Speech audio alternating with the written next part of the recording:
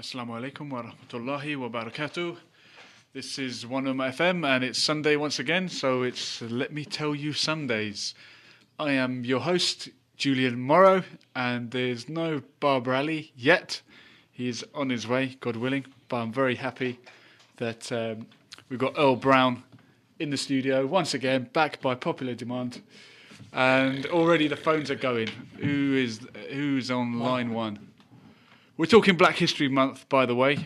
October is not just the month where you try to stop smoking and stop drinking and go sober for October, or Stoptober, whatever you want to call it. For some reason, in the UK, October is Black History Month. And I understand in America it's February. We haven't really mentioned it yet.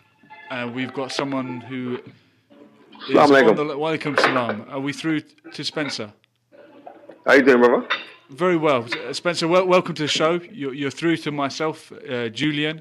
I've got Earl Brown in the studio, a friend Spencer. Of the show. You got who? Earl Brown. Who, the MMA guy, right? That's the one. What are you saying, Mr. Brown? How you doing, my brother? Spencer, good evening, sir. How are you? I'm very good, man. I'm very good. I'm just about to eat my dinner. Wow. But, you know, because they said, like, they didn't tell me a proper time. But I thought, oh, it's cool. No big thing. 9 p.m. or thereabouts. Yeah. You know what I mean? I'm telling you, you're Asian, right, brother? No, I'm actually white Irish. That's how I describe myself. You know that the Irish people and the black people of Europe, so you're running on black man time now. That's absolutely right. But, you're taking liberties. We will come back to that. That's actually something very interesting to explore. But Spencer, welcome to the show. Thank you so much for joining us for another Let Me Tell You Sunday. October is and was Black History Month in the UK. Now, the fact that we have a Black History Month kind of gives you the clue as to there must be something not right there. But why do we need a Black History Month? Do we need one? Are you asking me that question? Yeah. Why should we have a Black History Month when we don't have a White History Month? Or what is the wisdom in all of this? There is no wisdom in it. I'm actually against Black History Month.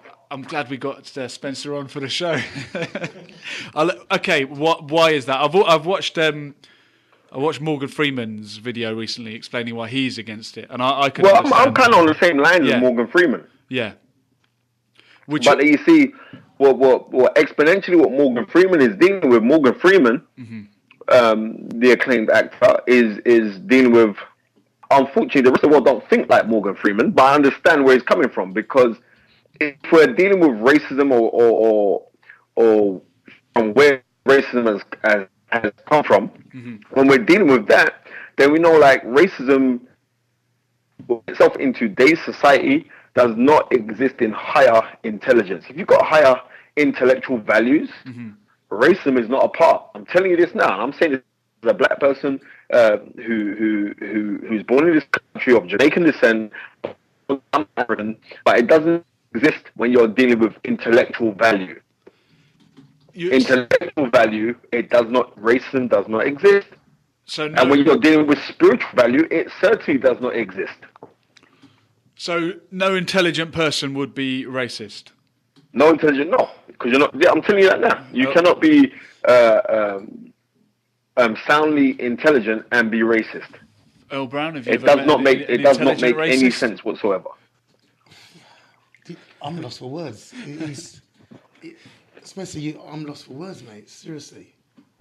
I get what you're saying. I've never seen it from or heard of it coming from that dimension. So I kind of agree with him, really. I mean, all right. Well, Dr. David Duke of the Ku Klux Klan has achieved a PhD. That's not intelligence, though. That's not intelligence. What is it then? You wait. Academia. And I'm not saying. By the way, I'm not saying he's racist. You achieving a PhD doesn't mean you're intelligent. Well, if it did, I'd have one. No, it doesn't. It doesn't mean that you can sit down, read a certain amount of books and retain information. That does not make you intelligent. What does make one intelligent, Spencer? You strike me as an intelligent man, but intelligence is Difficult to define, but easy to recognise. But let's try and define Right it. then. What do So you you'd have mean to when go you say to the facts of intelligence is to be able to retain intellectual value and yet make it work for you. Now, it's no good you saying anyone can sit down and read books, but can you actually make that work?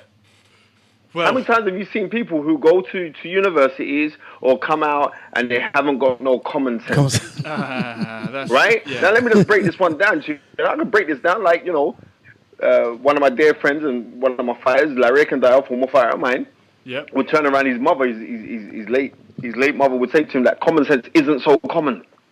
It's not, is it? No, it's not. So I'm saying to you now, I will speak on certain things that are of race issues. Yeah. And people say, well, I can't believe how far you've got, but yet you'll tackle race issues. Of course I will tackle race issues, because I'm not turning around like, even though I can say no intelligent person can be racist, but yet, as it says in the Holy Quran, that Allah only made you different for one reason, for you to know one another.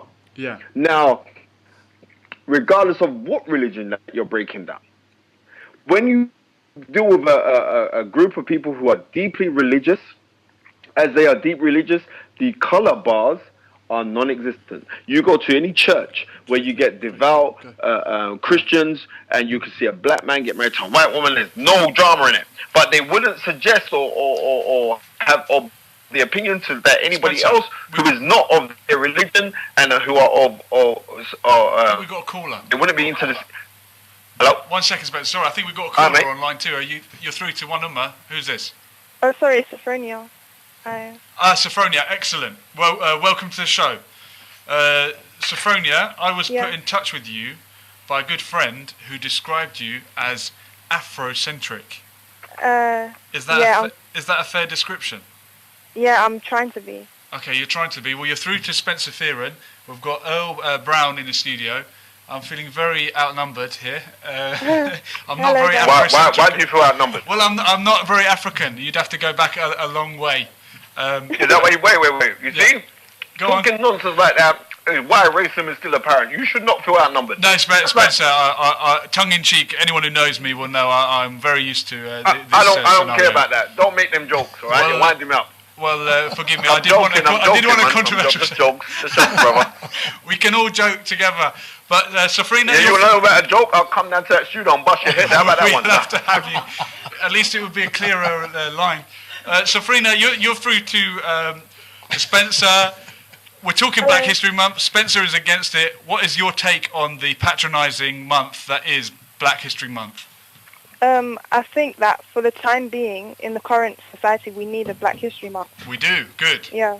Well, tell Spencer why. And Spencer, you feel free to come back. It's over to you guys. I will do, don't worry. Why do we need it, Safrina? Well, I think that we need some time set aside to talk about... Yeah, a month. Well, in the long term, I'm actually against it. But for the time being, I'm for it because we need to... I feel you here, sister. Please forgive me. I'm actually eating while I'm talking, but don't worry about that, all right? You go. I hear what you're saying, totally. And I'm on the same lines as you. Yeah, we do kind of need it but we, like, to the bigger picture, we don't need it. To the bigger picture, if we were to sit down and speak about Black history, how far are we going to go back to Black history? And don't just go back to, the Egyptians. No. I'm against I think it's glory hunting, how people only talk about the Egyptians. Yeah, of course it is. Yeah. I mean, the earliest to archaeological facts of life and existence, of human life, you have to go back 160,000 years ago. Where we started, that was just outside of Ethiopia. So when we go to the deepness of it, or to the root of how these things are, people don't even know that. We don't even know. It's amazing now how for some strange reason, like Egypt has been taken out of Africa. Not knowing, archaeological findings recently where they found one of the queens that were mummified. She's dating back like 6,000 years ago, and she had Negro hair. So that's just telling you that the Egyptians were in fact black, or the Kenites means that dark as burnt charcoal. So when we know our history, or when we're looking at our history as black people, that's not like right. Isn't this the issue here, that when we talk about who is black, the ancient Egyptians, if they were black, as you say, they didn't know they were black until they met a white man, and the white man didn't know he was white until he met a black man, and these were terms that were coined much later. The ancient Egyptians, whatever they looked like, they were Egyptian, and race means different things in different countries, and being a black man in Egypt maybe it means something slightly different to being a black man in London in 2014. 100%, because what's happened now is this. Yeah. Are we in the term of Black History Month? Are we really trying to teach black pride? What are we trying to teach it? I just want to know. And the next thing is this: in this country, Black History Month is in the same month as Halloween. What? Are we that scary? I'm gonna jump out and frighten people. Come on, man. No, what are the messages? What are the messages that are being sent here? Safrina, what say you? I think in the UK, Black history isn't that established. So in America, it's in February, which is the same as Valentine's Day. So you know. Yeah. Personally, I don't tend to follow Black history in the UK. I tend to follow the American one because of my background. But what is your background, if you don't mind me asking? My background is Liberian. Liberian. That's a very interesting country. Do you know the principle upon which Liberia was founded? I have no idea. Apparently, I'll be honest.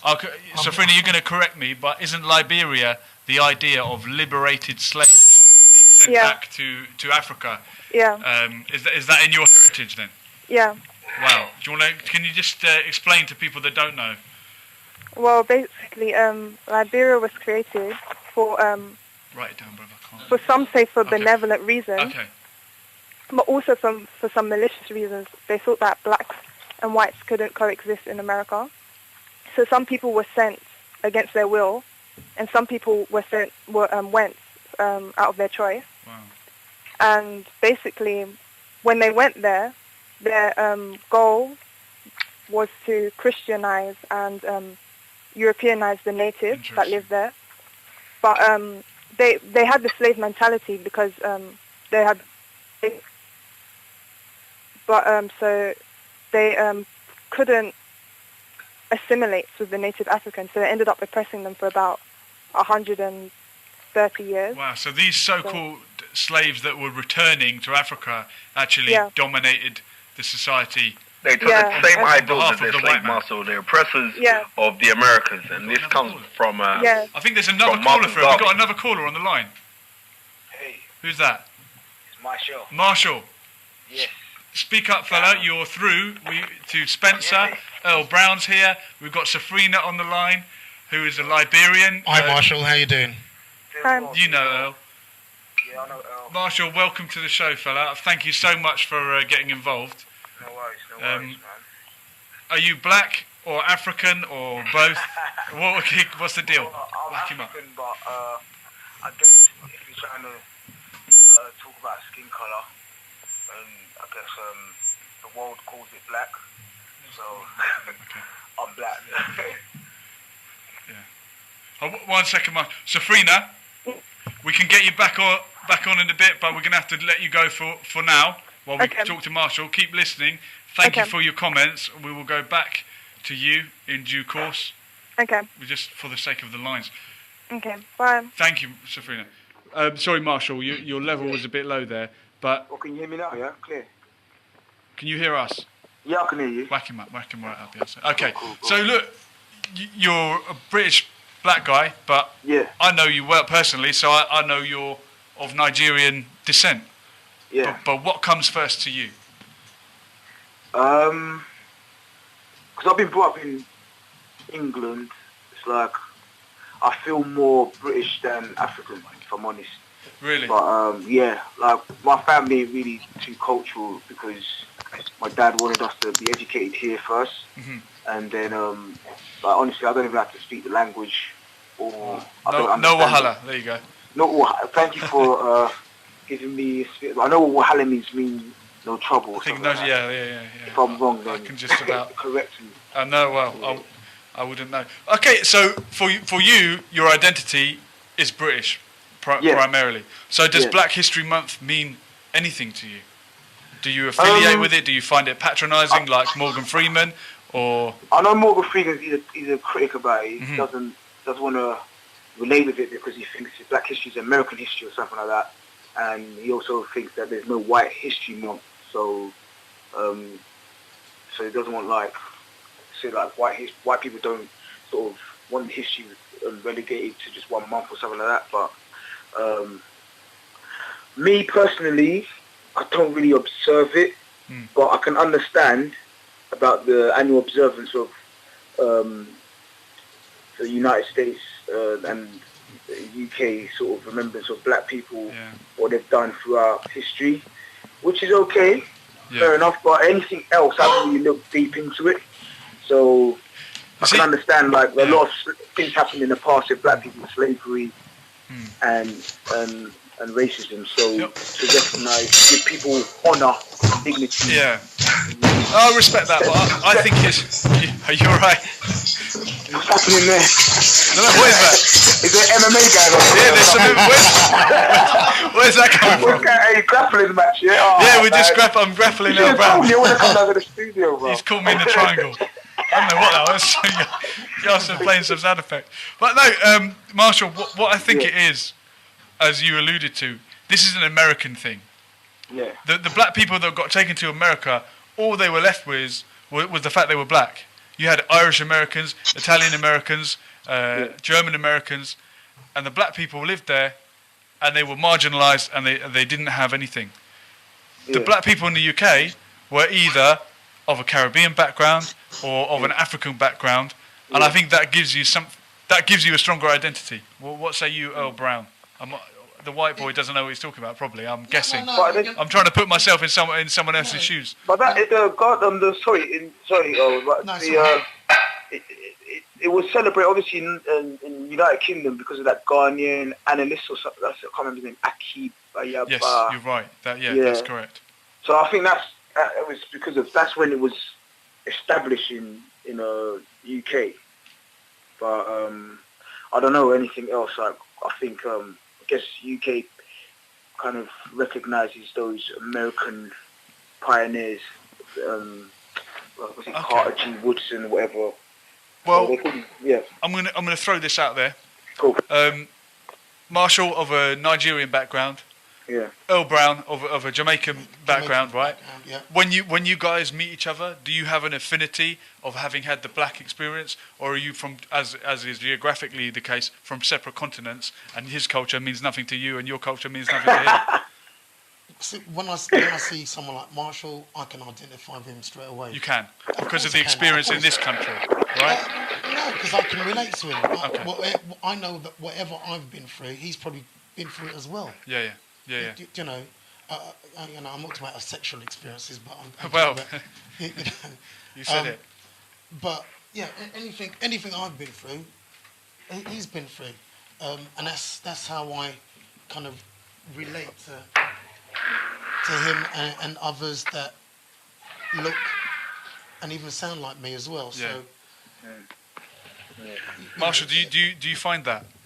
Yeah, I think the only thing that separates us historically would be culture and tradition. Yeah, of course. And that, but apart with UK, sort of like there's this new culture that emerges all cultures together. It's a British culture which we can understand each other, but I kind of like I like it. I like the UK culture, the urban culture, if you want to call it that, where.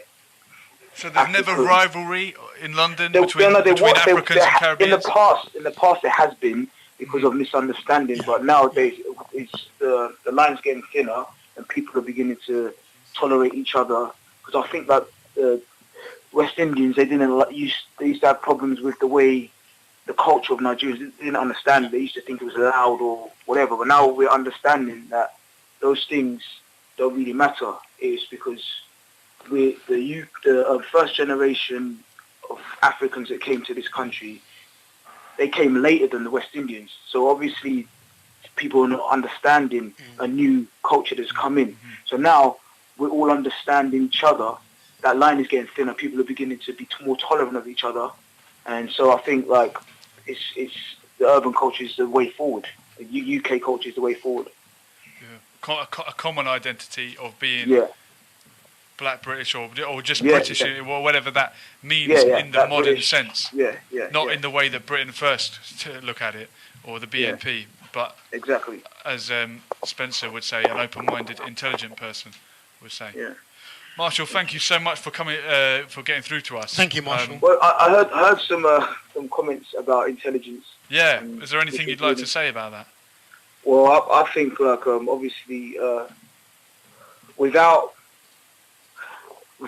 intelligence in the mind, you wouldn't be able to have any conversations or any observations in science or whatever it is, or anything that we hold as value, we would not be able to have because of this intelligence that was put in the mind. So if you take away the brain, you have no intelligence. So who put the brain there? And who put intelligence in the mind? Well, that's another story. Yeah, but I just want to throw that in there. Yeah, I like that. Yeah. Thank you very much, Mark. No worries, man. Hello. Reminds me of a poster with the brains, African brain, European brain, a racist brain is the small one. Yeah, remember that. Yeah, Marshall, you'll probably see myself and Earl tomorrow, and maybe even the producer, Yasser Ali. Is he coming down? Yeah, he's coming down. He wants to have a go. Careful, he's very aggressive. Pleasure, Marshall. Thank you very much indeed. No worries, man. All right, cheers, Marshall. Really appreciate that. Take off. That was Marshall there, talking intelligence, a lot of intelligence. Talking of intelligence, Barbara Ali has shown up. So I couldn't get that out without You're putting laughing. intelligent and my name in the same sentence here? Welcome, Barbara. We're talking Black History Month. We've got arguments for and against it. I was listening on the way up. Oh, you're a fan of Black History? Let me tell you. I'm a big fan of the show. Yeah. Is Spencer there? Spencer, are you here? Yeah, I'm still here, man. Good, I'm still here. The phone cut out a second. Sorry, but Zab Judah's little brother just phoned me and just cut the phone off, and then you guys just rang me back. So, nice one for that. I haven't had to work this thing. I just downloaded Skype just a minute ago. I remember him well. Spencer, thanks for coming on the show. No, man. Thanks for having me, man. We've been trying to get you on for a long time. We know you're a busy man. How's the boxing show going on? Podcast and everything. The podcast is going brilliantly. Ringside Toe to Toe is the largest listened to boxing podcast in the world, even bigger than HBO. So it's like I'm amazed by that. It's been like 2 years now. I've been there 2 years. Still doing the boxing promotions as well, and I do motivational speaking up and down the country, and I'm head of sport now for Disciple Media, which is going incredible. So it's like, man, it's everything's going good, man. You had a big signing recently. I said you had a big signing recently. You had Moin. Is it Moin? Moeddin Ali. Yes, the England cricketer. We've just signed him up to our company. We're just finishing off doing a deal with Mike Tyson. It's going fabulously well.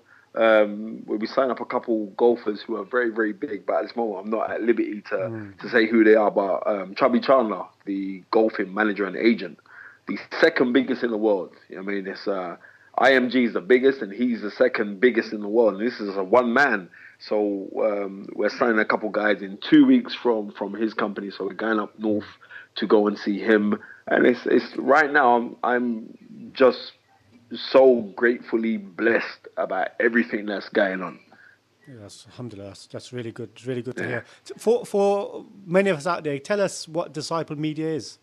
Well, Disciple Sports. What we do is a lifestyle application for celebrities. So we've just cornered the market. We've got the biggest and the best technology. It was founded by a guy called Benjamin Vaughan, who was in the music game, and the music industry at this present moment is dead. If you're an artist, you ain't making records. Those days are finished. For every one record sold right now or bought, 100,000 illegally downloaded. So if you're an artist right now, you have to be on tour. For you to generate. This is what you got to do. So what we've designed. Well, not we. I didn't design it. I just sell it and get paid well from it. What we've designed is an application from your phone. Makes sure it turns your phone into a TV channel. So you get to live stream with your fan base and everything else, and it's going really well. And I've just count my blessings for being where I am. We're down on Mortimer Street, which is just off Oxford Street, and it is fabulous because I've got real big people around me on a day-to-day basis who have excelled in that kind of market. We've got the former head of Napster inside the office who we sit on the same desk. A guy called Julian Pittham, who's one of my closest friends. But Julian Pittham invests in big companies. Hello. Sorry, The phone's going a bit funny, yeah? Yeah, sorry about that. We had a caller. If you're calling, Okay. please call again. We'll call. All right. We'll put you straight through. Okay. So we had a Right. call So yeah. earlier. So it's going really cool where I'm at. So I just like I said, you know, what I mean, alhamdulillah, I just count my blessings each day. And when you're blessed, you're not just blessed in one area. When you're blessed, you're just blessed. That means you can go do anything. Because your real blessing is the fact that you're born. And I realize that now, and I'm just going out and I'm grabbing it with both hands. Yeah, we see that, mashallah. Whoever that was May calling- you continue. Yeah, thank you very the much. The number for anyone else, 01189 660 382. You'll get straight through to the studio. And The phone's going off again, yes, I've done Spencer. that now. You are live on One Ummah. Who's this? Welcome to the show. Hello, Hello, welcome to Let Me Tell You Sundays. Who's this? my name is Sam. Sam, welcome to the show. You're through to Spencer. We've got Earl Brown here. We're talking Black History Month. Your views, please. Well, my view is that Black History Month is patronizing and actually racist. Okay. And I'm actually thinking to myself, why isn't there a White History Month? Well, the argument would be that every other month is White History Month. Well, why is that? Because the white culture is the dominant culture in all our media, in the people that run our countries, and the white people are in a Exactly. privileged position. There's a good reason why. Would you like to tell me that reason, Sam? Well, the reason is because we are the pure race. Oh, right. And there's a reason why we have taken over other countries Which we and assimilated ourselves. Are you a white man? Yes, Right. I'm 100% pure. Now, how do you know that? It's in my blood. I know it. Spencer, I know it to be true. I believe it to be true. This guy thinks It's he's 100. undeniable. Right. And that... Spencer, over to you. Oh, man. So please explain to me why you're the superior race, because you weren't the first race on the planet. You do realize that, right? That is complete propaganda. I don't You believe are that not at all. the first race on the planet. Yes, we are. Wait, my friend. Where did the first civilization come from? Where did the first civilization come from? Texas. First civilization. Of the Homo sapien. Where did they come from? And Homo sapien, my friend, Texas, We right? means were the smart created human. by Where God. did the first smart human come from?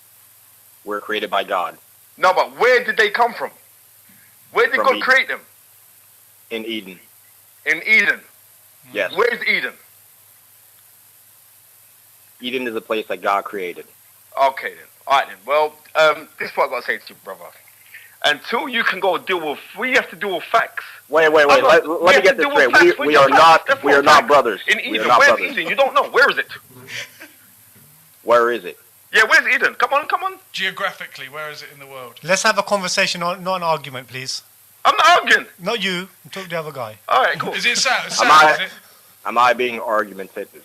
No, just don't talk over each other. Just don't talk over each seriously, other. brother. Well, I can have a civil. I can have a civil Where conversation. did I can have a civil civilization conversation. first start from? Civilization first started, the oldest civilization, we're going by archaeological facts, which I spoke, came outside of Ethiopia 160,000 years ago. Ethiopia.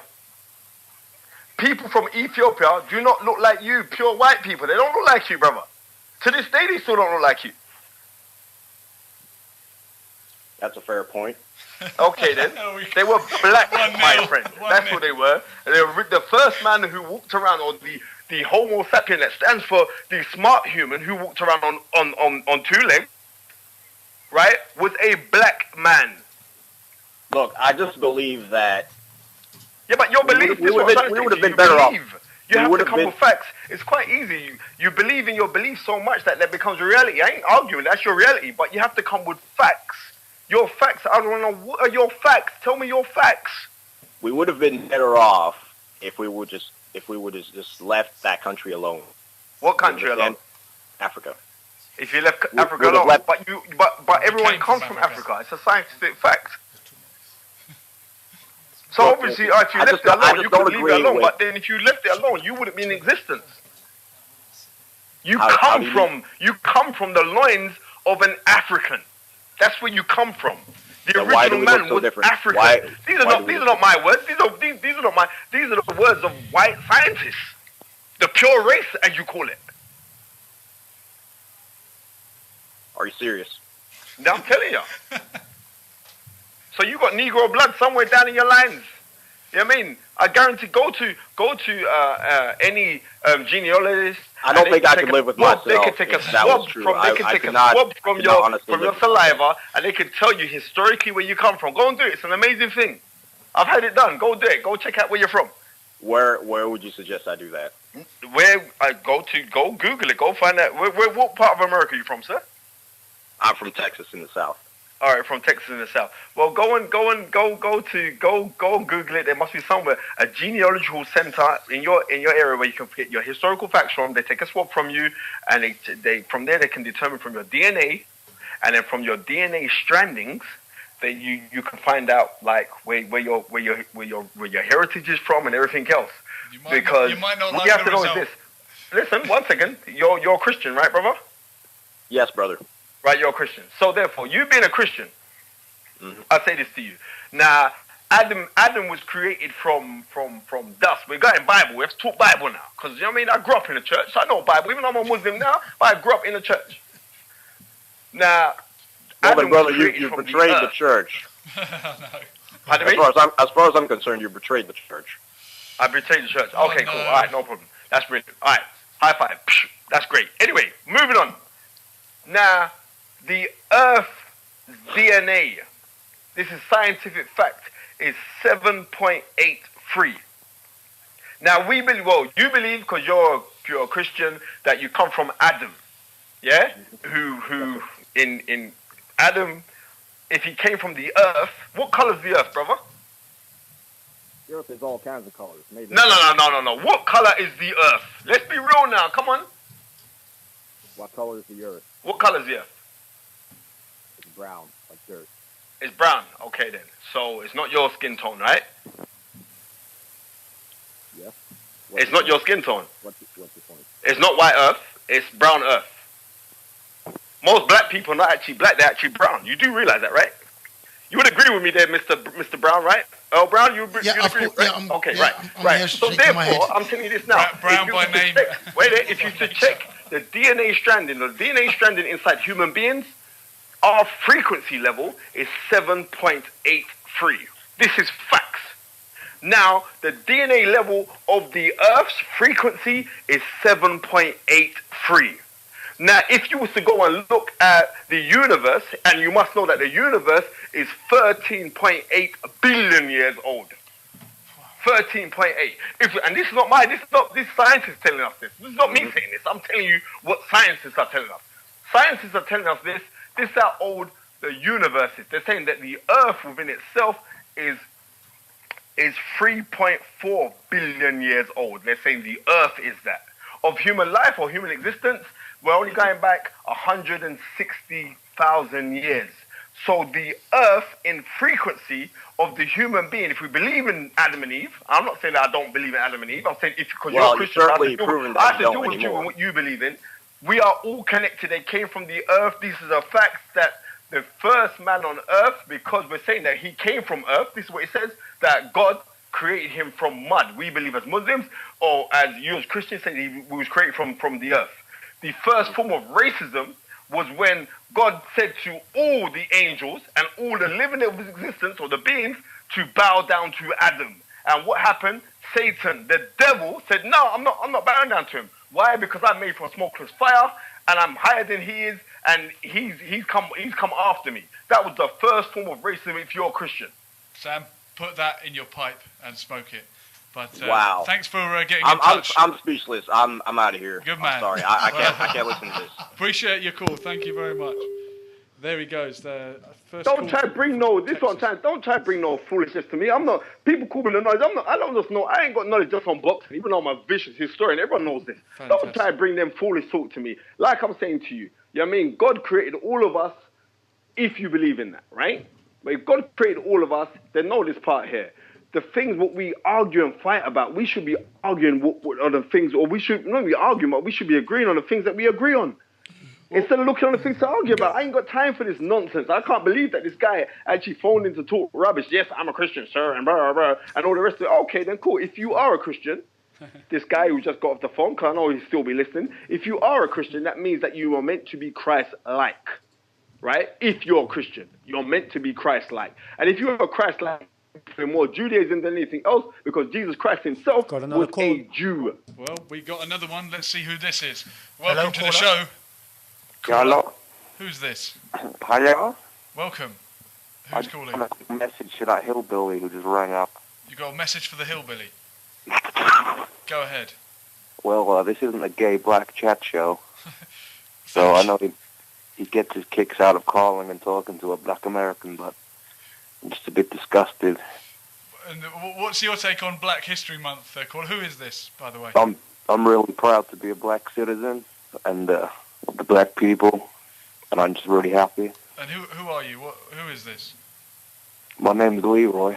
Right, Leroy. Well, you're through to. Where are you calling from, Leroy? I'm calling from Mississippi. Okay. And out here it's really bad. It's a long distance call, Leroy. Yeah, I'm gonna get him out of the vehicle and go to Texas, and I'm gonna teach Sam a lesson. You do that, please. I'm gonna show him. I'm gonna give him 18 inches of black. Leroy, possibly a black man, possibly not. Thank you for your call, Leroy. Thank you very much, guys. Good night. Good night, Leroy. Thank you. Man. Good night. Jesus. Listen, yeah. All hell is broken loose. I would have liked to know his point, but... Well, I don't know if he had one. Listen, man. Spencer, I've got something for you. We've got a little text in saying that illegal immigration started in 1492. As a historian, 1492, that symbolizes Christopher Columbus, I believe. Yeah. Yeah. So, I mean, from the text, I believe that's what they're trying to get out. They're trying to basically get us to speak more. You're telling people what they mean. I'm telling them what they mean. I know.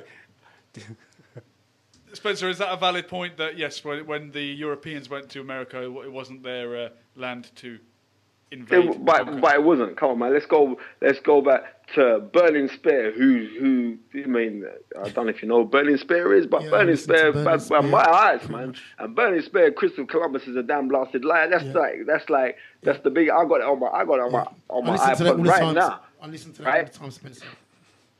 I can't hear you. The phone's getting a bit funny. Yeah, Spencer, can you hear me? I can hear you now. Yeah, I listen to Burning Spear all the time, pretty much every day. That's my man. Yeah. All right. So obviously, come on, man. You got to know, like, legislation and laws or whatever being put into place of that time. Come on, man. The world's not the world that we're living in today. So when we go back in history, that's really great. Black history, yeah, it's great. But if you're not making any form of black future, and a black future realistically is a united future with everybody, and this is the truth. But right now, I have to be real, like our white counterpart on the radio right now, white folks have had a 300 to 400 year head start. Who's calling? Welcome to the show. Hi, it's Thawab. I'm calling. Welcome back. Sorry. Thank you. Calling long distance. You're through to Spencer. Okay. Yeah, I'm calling from New York, so not from Texas this God. time. I don't know. I wanted to talk about Black History Month. Is that Are you guys still talking about yeah, it? Yeah. What a coincidence we're doing a show about that. Go ahead. Well, so I grew up in the States where, Black History Month was part of my school curriculum. Like every single year we made a whole month of it at school. And, at the time I think it was good when I was a child and I was learning about the civil rights movement in America and stuff. And now in hindsight, I saw that it was kind of also a dangerous, the way we were taught it, because it was very, very superficial. Like we learned that, just because Martin Luther King, he held hands with white people, that ended slavery, because, not slavery, racism, and Abraham Lincoln, our white president, he ended slavery because he's a good guy. Like, it was very, very superficial. We never actually talked about such that a lot of white Americans think, racism is over in the States. We have a biracial president now, therefore there's no more racism. But we never use this month to talk about real race issues in the States. Like, for example, in America, we incarcerate a larger percentage of our racial minorities than any other country in the world. We have a larger percentage of our black population in prison than South Africa did at the height of apartheid.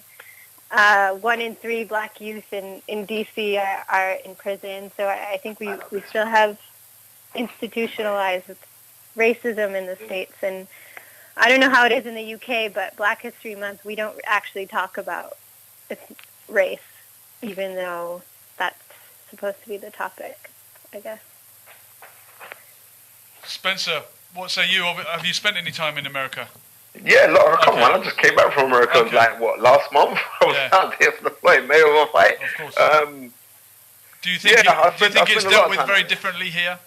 Pardon me? I think it means a different thing over here, right? Well, Because we didn't have a black civil rights movement in the UK. You know what? Black History Month,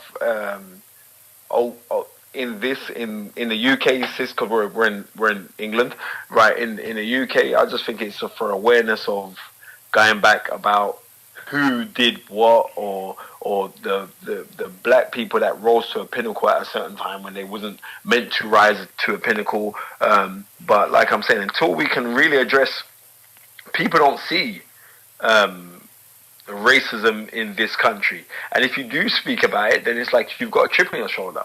So it's like how things are in America, then they're doing the same thing. They're not really addressing the real matters of it. They're talking about black history. Oh yeah, Martin Luther King. Oh yeah, a little bits and bobs and all the rest of it. Du Bois. We go through on the people of historical nature to black folks. But to me, Black History Month should really be opening our eyes to our true history. True history should surpass anything that happened in Ethiopia. Anything that happened in the Egyptians should surpass that. But also, it's a sense of also black awareness of what we have done throughout history. But in saying that, we can't have Black History Month unless we don't touch on Marcus Garvey, and it seems like Marcus Garvey isn't really touched. So what you're saying is that it talks about the past when we should be talking about racism now, right? Exactly, and we shouldn't sugarcoat the past. Like we never talked about, I guess, Marcus Garvey. We never also in the States. We never talked about Malcolm X because he's not, he's not friendly. Or even MLK was sugar-coated, was whitewashed, to make him more appetizing for everybody.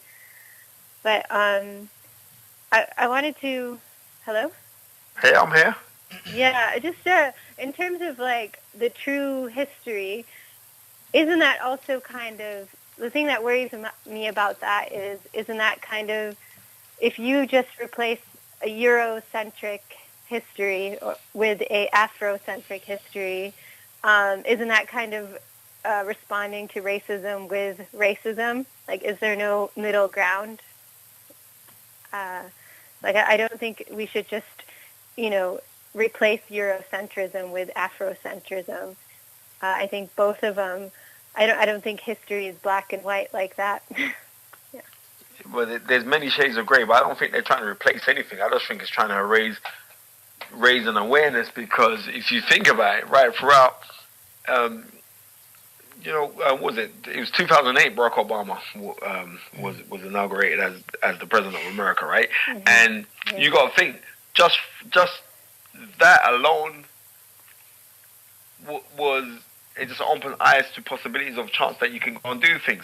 It's like when you were a kid, we got another guy on who was in the studio.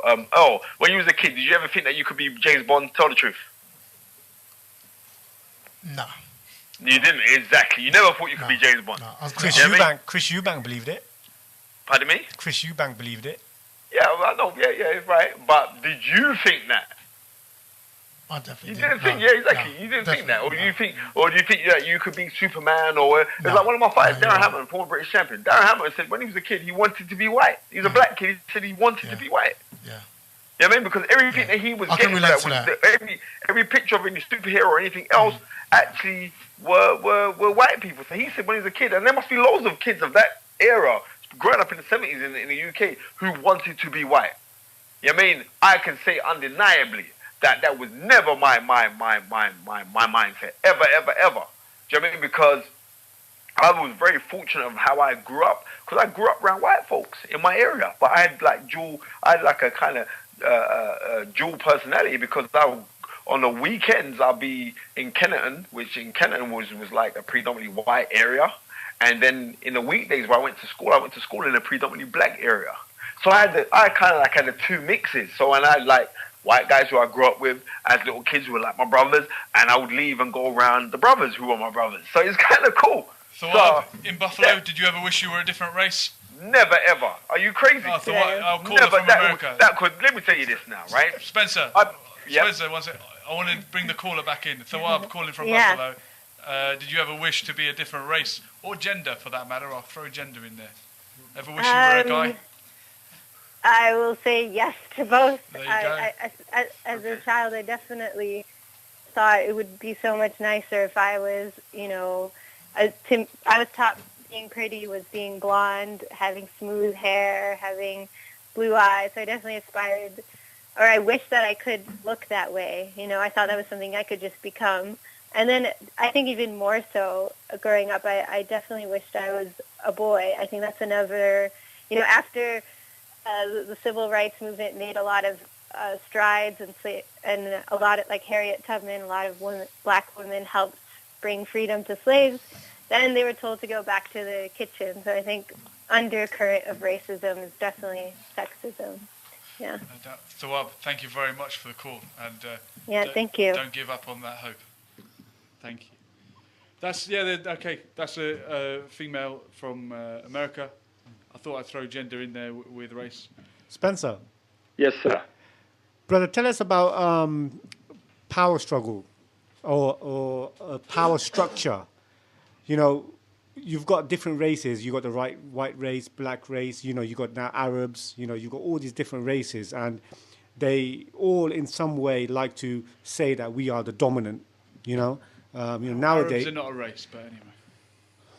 Well, they like to claim. But they like to claim. They like to say that. That you can break it down to small, little, tiny kind of thing. That you watch the gangs in New York, right? Yeah. Right. Wicked movie, right? Mm-hmm. You got to think about it. How it was then, just like we deal in boxing, you got a red corner, a blue corner. The red corner, and blue corner was whether he was Democrat or Republic. Yeah. That's where it comes from. So it comes from that time of. Is that right? Yeah, that's right.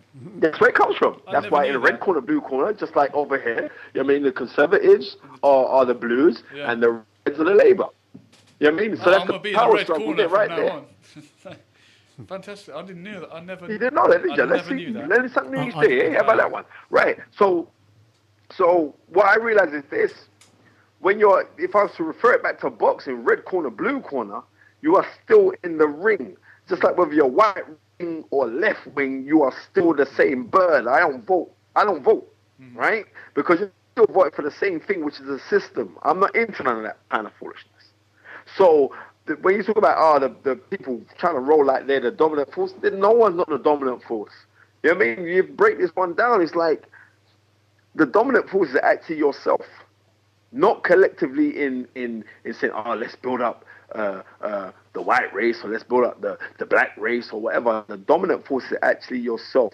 And as soon as you know your power within yourself, then you can go and accomplish anything you want to go and accomplish. And these are the things that because I want to now see what I'm getting up to right now. I get to jet set, I'm getting around, and most of the associates that I'm with at this present moment in time, when I'm doing business, and that are actually Europeans. You know what I mean? But white Europeans, that is, because I'm right. White Europeans, the people who I'll be going out and rolling with, if I was to go to the mosque, because everyone knows that I'm Muslim, is a diverse bunch of people who have taken on this thing to say that they're Muslims. You know what I mean? But then within my community, I'm not bearing no focus on race or religion or sexuality. I'm just dealing with good people, man, and that's it. People are people, and that's what I'm dealing with. A lot of people can't even get that part, but that's all that I am dealing with. You treat me with love and respect, or you show me respect and courtesy, I'm going to show you the same thing. So I don't care what color you are, or where you're from, or what, you know what I mean? There's too much division inside black folks as it is. So I ain't got time for none of that nonsense. I'm just dealing with good people. I don't care where you're from. Treat me cool, I'm going to treat you back cool. That is it. So we don't see race. I mean, you're looking at the individual, the person. I'm the reason why, because the most people that have done things, come on, man. I get paid ridiculously well through somebody who brought me into an environment that for someone who came off a council estate in South London and doing the things that I'm doing, come on, man, I got 3 shows on Sky. You know what I mean? Me, you know, I don't change the way that I speak neither. It's like, ooh, he speaks a little bit ghetto-ish. So, you know what I mean? That's why I say, well, alhamdulillah, thank God. Yeah, I noticed that actually. I noticed that. I mean, even when you're on TV, I've noticed that even when you're on TV or you're doing a podcast, you talk exactly the same, always. Why should I change the way that I speak? Now, surely. Now, wait. This is what I'm saying. If I have to, I still speak with knowledge. Mm-hmm. You know what I mean? But I'm not going to change. I'm proud of my heritage. Yeah. You know what I mean? And I can't change the way that I speak to satisfy someone else's insecurity. It's your own insecurities. That's your own things that you go deal with. Because right now, if people don't get this thing, it's like, what is the hip selling factor in the world today? The hip selling factor in the world today is black. It just sells now. You know what I mean? Because it's acceptable now. Because being black now is the enemy now. Right. The enemy now is if you're Muslim. And the reason why people are holding fast to they're Muslims is because we don't know one another. Get to know a couple people, and then your whole concept or stereotype that you have, it gets eradicated once you get to know people. We've got a text in. This probably relates to what you just said, being black sells now. The text is anonymous, and it basically says, ask Spencer what he thinks about Beyonce and the image she portrays to black women. You know what? Me saying like what Beyonce is doing, am I the image that she portrays to black women? Come on, man. Number one is this. Oh, does anybody complain? Does anybody really got complaining when Madonna was walking around half nude and doing? It's an industry. They're in that industry. Women, man, Madonna is embarrassing right? to white women. When Madonna was running up and down with her little naked self and them potted boobs and all the rest of it. You understand what I'm trying to say to you? I'm trying to say it's an industry. They have to do whatever they're doing. That's their industry, and that's where they're saying, well, this is what I'm going to go do for their industry. But what I do know is this, is that the woman, forget about black or white, but the woman, the female, is actually the most closest thing that we'll ever get to knowing a higher being of power that is a God on this earth. Facts. The female creates from darkness of the womb when she is pregnant with life. Now, if we're Muslim, Christian, whatever, even if you're a Darwinite who believes in a Big Bang Theory, everything came from darkness. So life came from darkness. When the woman produces child and pushes out, she does exactly the same thing. She creates from darkness. Now that's the correlation between the woman and a supreme being or a god. Because in the earliest form of religions, which was Draconianism, the female was God. And she got dehumanized somewhere down the lines. So everything now is like the woman has been dehumanized. The woman is actually God-like because she creates from darkness. So you have to appreciate the female for who they are. Now, obviously, the powers that be will promote those kind of foolishness of women walking around half nude, of women walking around more naked than animals. They'll promote this thing. Now, am I saying it's a good thing or it's a bad thing? Then I'm going to say that I'm impartial to it, but I know my daughter won't be behaving like that. And certainly not my wife. So therefore, that's what they have to do to sell what they're doing. They're selling a product. And unfortunately, the world has been so contaminated. And it's not just, the image that she's portraying to the black woman. I don't see Beyonce championing black issues, per se. So therefore, I'm impartial to that. Now, what I have a problem with if she was out there trying to champion black causes per se, or going out or saying about for women's rights and liberation of women, but yet walking around half nude, yet walking around in a manner as a Muslim would say is kind of foul. Those kind of things. Then no, but she's not doing that, so it's not making her a hypocrite. She's being what she is, and what she's being is an entertainer. People get entertained by that. Obviously, people who are being entertained by it, because we have 7 billion people on the planet, and she's like one of she's the top 10 on Forbes magazine, most influential, iconic figures of the world today. She's in the top 10. I think I think Beyonce was number 1.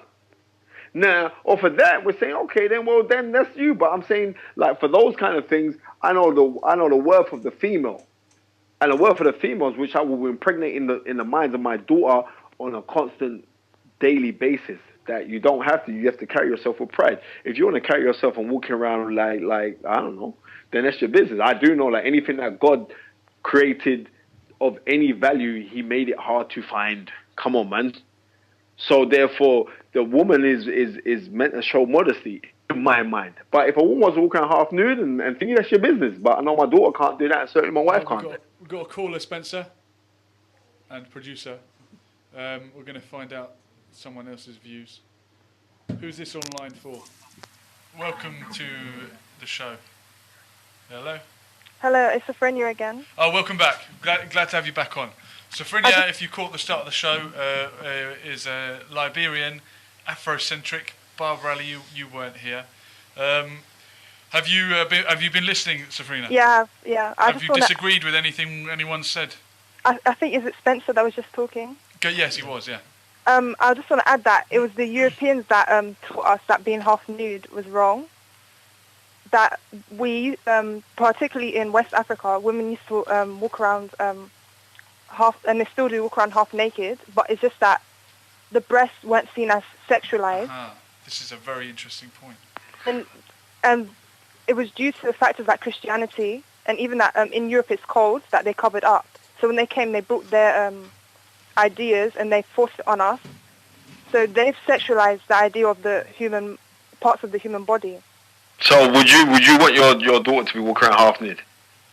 In Africa, if I went to my... No, but no. But would you want your daughter, sister, to be walking around half nude? I wouldn't mind. You wouldn't mind? So you walk around half nude? In Africa, right? Yeah. You'd walk around half nude? Yeah. But that's your business. That's what I'm saying. That's cool for you. But I know, like me as a man now, if I'm seeing a woman walking around half nude, straight away that's bringing to the mind of my sexuality. Then I'm saying, I could get aroused by that now. Yeah, do you but know what I mean? Wait. I mean, parliamentary procedure here. I've given you your time to talk, sister. Right? So if I'm saying, me personally, I wouldn't want to be put in that position. I want to look at you and be aroused by your intellectual value, and not by because you got big breasts and batty on you. That's what I want. That's what I want to be aroused by. And like we're speaking now, and I didn't see you, and I say, "Wow, you got such a nice, pure voice," and I've been aroused by your intellect because I'm saying you just sound like you're on point. Yeah. And then you come out with, no, let's walk around naked because it's the Europeans that told us not to walk around naked and to cover up through the Christianity or blah blah and all the rest of it. Now I'm saying, ooh, you're kind of losing ratings for me right now, sister. I'm joking. You meant to laugh. Yeah, but what I would say is that this whole idea of you're sexualizing the breasts in particular, I'm talking about, because in my ethnic group, the bum is sexualized, so they cover that. But the breast in particular, that is because Europeans have, I don't want to say brainwashed, but you've accepted their standard, their... Not necessarily, because if you used to think like you're saying that, in Islam, the female is covered up. Do you know what I mean? And even if she's going to moderate Islam, that the female is still covered up. She's not wearing provocative clothing.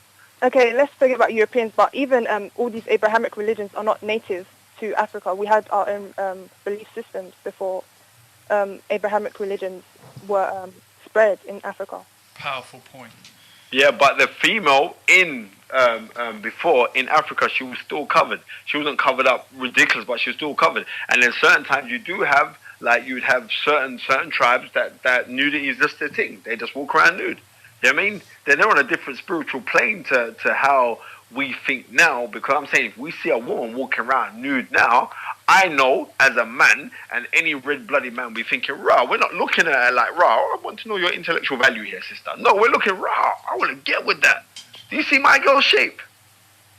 And then say on top of that, say you got busted shape as well. If you're a female and your shape ain't too up to point, I don't want to look at that neither. But it's like, I think you should challenge that idea that you have, because people in... Pardon me, I can't hear you. The phone's getting a bit funny. I think you should challenge the idea that certain body parts are sexual. Earl, instead of can we get Earl into this? Earl Brown stepping into the ring. I know you like to listen, though, but we want to know what you're thinking. Yeah. It's a powerful point made by Safrina, right? It is, but in context, I think she's talking about it being in Africa, isn't she? Yeah. And not over here. Being half naked, or she certainly wouldn't be showing her breasts. Sorry, my voice is a bit. That's right.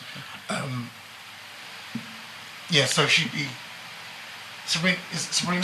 Safrina. Yeah. You're actually talking about being in Africa, aren't you? If I lived here, I would obviously follow their social norms. Yeah. Yeah. Okay. But yeah. Because that's why I was getting a bit confused, and I thought. Okay. All right, Safrina, Spencer here. Yeah. Safrina. Yeah. Hello? Can you give me your credit card and tell me the PIN number? No. Why wouldn't you do that? Because you could steal my money. I could steal your money.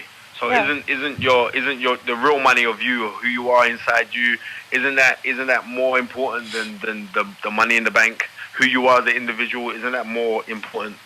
You wouldn't let me know that, would you? You cover that up. If you had a suite right now, I had 10 sweets in my hand, and 5 of them were covered up, and 5 of them weren't, and I dropped all 10 on the floor, and you used to pick them up. Which ones would you pick up? You pick up the ones that's got the wrap around it, right? But this time I disagree, because women are not like sweets at all. Women are not. They're not like you can't sweets, compare, but they're no. sweeter than sweets. Women are sweeter than sweets. No, this is just... Yes, you are sweeter than sweets. I've already said it. Maybe in the air. I said the female is God on earth. The female's God on earth. You know this, right? You must know, for your sister, right? Exactly. So therefore, the female's God on earth. No, women and men are equal. So I'm saying, me personally, I would want to worship the woman in a entirety, not as a naked individual. I wouldn't want to worship worship her as a naked individual. I'm not worshiping for her character and her purity of self. I'm worshiping her because I'm looking at her as a sexual being and a sexual object. But I wouldn't want to be worshipped. That's the thing. Safrina, yeah. I've got to say, it's a very powerful point. I sometimes make it in reverse when I'm having debates about the niqab and why do women over here wear the niqab, and they, when they come here they should dress like us and embrace our culture. If I went to live in the parts of Africa where people walked around naked, I would still cover, because that's my culture and that's what's right for me. And I think it's important to remember that cultures are different. What is acceptable is different in every place, and even Islam as I understand it, rules based on the irf, on what is known at the time from among the people. So dressing modestly will mean different things in different contexts in different regions, right? So freedom, do you believe in a God, a higher being? Do you believe in a higher being? No. You don't believe in a God? No. What do you believe in? I don't have You believe in the universe? You believe in the universe, the powers of the universe, the laws of the universe? You believe in that? I wouldn't say believe, but I understand. You understand it? Yeah. So anything that's precious is hard to find. Anything that's of value, if you don't believe in God or you don't believe in God, anything of value is hard to find, will make it valuable. That's facts. Gold, diamonds, But I don't think we should put a value on the body. find, so therefore it is valuable. No, but I wouldn't say you we as a should human value. being, if you're walking around naked, then you ain't valuing yourself. I hope Stella Anaxagoro is listening. Stella, if you are listening, 01189 660 382. Pick up that phone and get in touch. She'd have a lot to say about it. We had a fantastic guest a couple of weeks ago, Spencer, Stella Anaxagoro, who we were talking women's rights. Safrina, I think that's a fantastic point. Have you got any other points of contention with Spencer? Because for me, you've clawed one back there. I just want to say that with Africans, and like you said, if you went to Africa, you would still cover up. Yeah. The thing is, that's good, great, but in the past, Europeans have gone to Africa and told us we're primitive. We need to cover up because it's animalistic. They also told you that you need to pray to this god, and So for your case, it's different because you wouldn't force the idea that you need to cover up. You would cover up because it's your belief. But it's a touchy subject because in the past, people that look like you have told us. We've got another caller. Safrina, we'll have to let you go to let another call in. But that was a fantastic point. I thank you for it. Okay. Thank you very much indeed.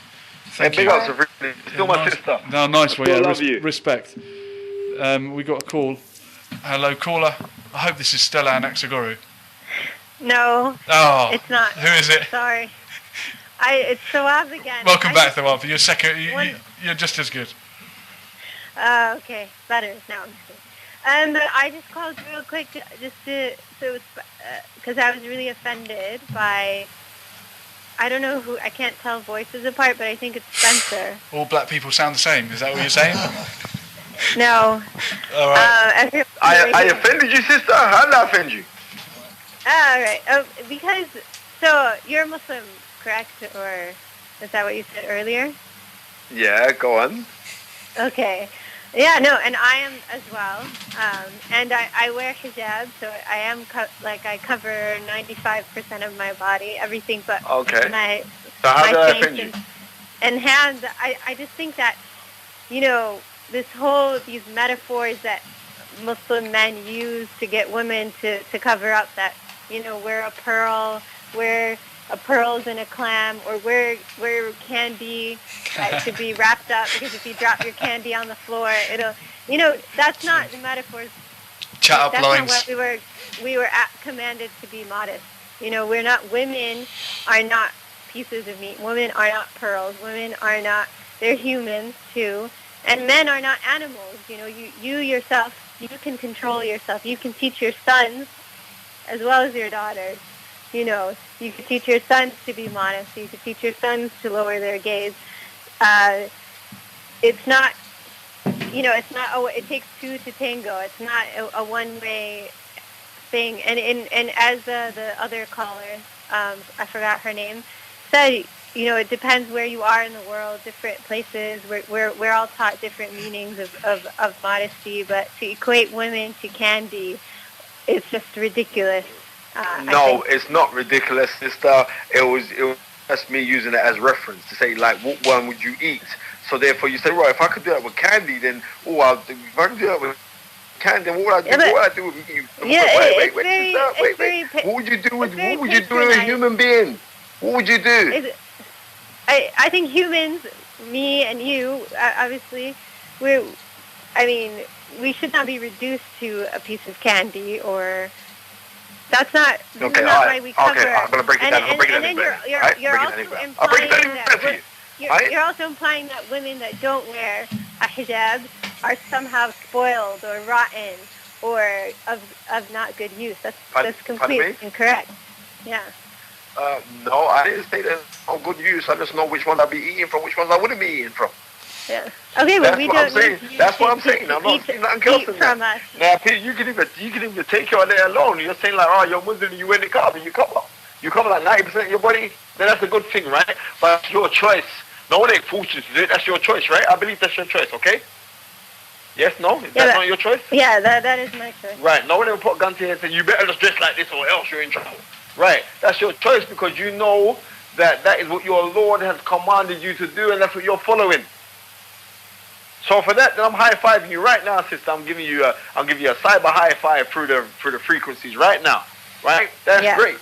Now I'm saying that the female who doesn't choose to cover, I'm not arguing to say, right, anyone can do it, you want to go do it. I ain't got time to be worried about that. You know what I mean? I'm battling my own personal jihad inside of me for me to go fight anything else anywhere else. I don't care about that. I'm fighting my own one, the El Noor inside of me. That's what I'm fighting right now. So I can't be preaching or getting on corporate to tell anyone to say you go do this or you don't do that or blah. I ain't got time for that. But what I can say, I have my opinion, and my opinion may be not validated to you, but I know for myself or how I'm living and the things that I am attracted in my life, then that's what's right for me. Yeah, good for you, but I'm just going to say that I think metaphors like that are just unhealthy for women and men. I actually got that metaphor from Muhammad Ali, who's like my hero. So I mean, it doesn't. I mean, I respect him, but it doesn't mean he was right in everything. And but I'm saying I have to. Well, anyone who can sacrifice or give up so much for a set of people, then I'm gonna be more inclined to listen to him than most people. I just one more point, and then I'm going to hang up. But as a Muslim woman, I wear hijab or I cover up because of my understanding of Islam, and I wear it for God. I don't wear it for men. I don't wear it so men can control their desires or so that men can look at me in a certain way. I wear it for Allah only, not for other men. And I know, that's beautiful. I know for a fact that men, it honestly, it doesn't matter how much you cover up. It doesn't matter. A lot of men, I've still been harassed even though I wear hijab. Even though my sister-in-law wears niqab and she's been assaulted in the street before. Like, it just goes to show it doesn't matter what you wear or how you look. It comes down to the male individual himself. He needs to learn to control himself. Yeah, but I can guarantee you that it'd be 10 times worse if you walk around half nude. I can guarantee you it'd be 10 times worse if your sister was walking around half. Yeah, you don't know. I know from the experiences of other women that you can't measure it. You can't measure it like that. I know that there's a sickness among men and women about controlling their gaze and respecting each other that has nothing to do with how little or how much clothes you wear.